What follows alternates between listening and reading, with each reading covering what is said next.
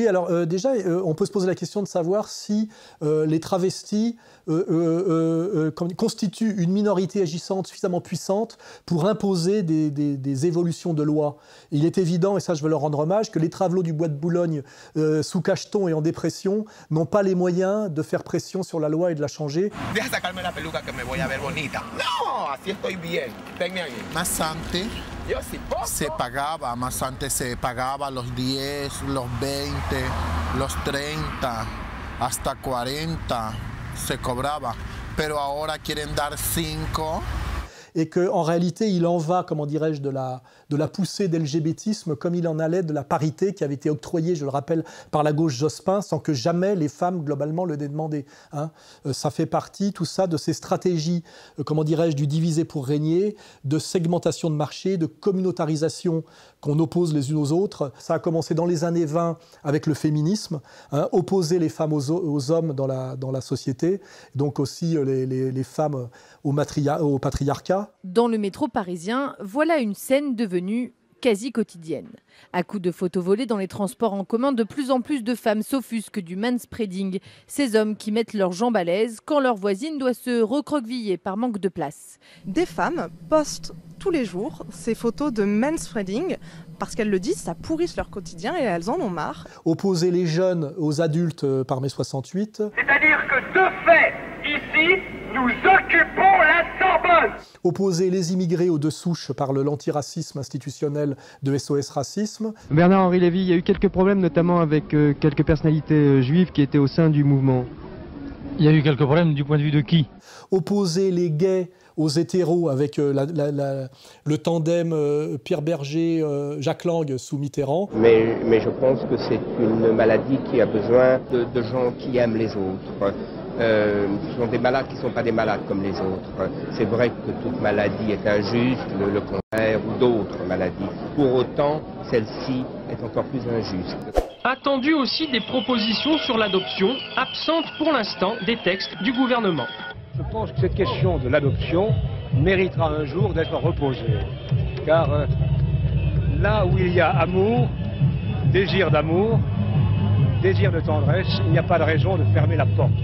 On arrive au bout du bout, effectivement, à l'LGBTisme. I think that anyone can do what they want in life. It doesn't matter what anyone else thinks. If you want to be a drag queen and your parents don't let you, you need new parents.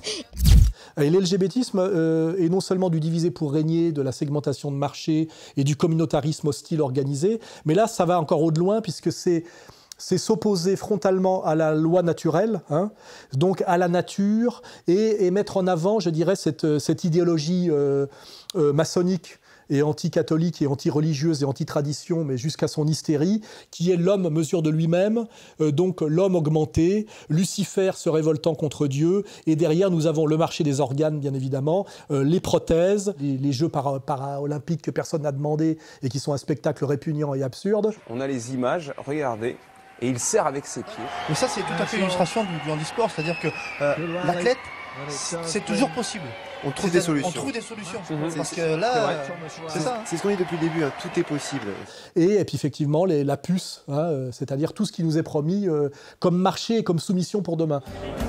Je trouvais la relation homme-machine assez intéressante. Et c'est vrai que le fait d'avoir 1 milliard de cartes sur soi tout le temps, une carte de club de sport, une carte de machin, une carte de truc, une carte de visite, c'est hyper encombrant. Et c'est vrai que ça permet, grâce à cette technologie-là, avec une puce, de pouvoir avoir toutes ces fonctions. Marché de l'organe et de la prothèse, homme augmenté, comment dirais-je, sorti totalement de la loi naturelle et du patriarcat, de la famille, de la différence des sexes, etc.